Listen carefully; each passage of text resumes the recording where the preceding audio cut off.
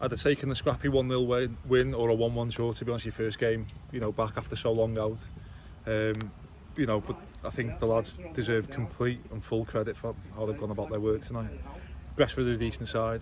I thought we really imposed ourselves in for a large majority of the game, and the quality of our goals was really special, with some first goals for the club for Robbie Parry, Kai Owen and Sam Jones in competitive football for Cole. And we're gelling. We're not the finished article by any stretch of the imagination yet. It's match day one for a very long season, but I'm really happy with what I saw. It gives us a good foundation to build on. You look at our first games back in Welsh football, we didn't, it took us a while to go and get our first win, didn't it?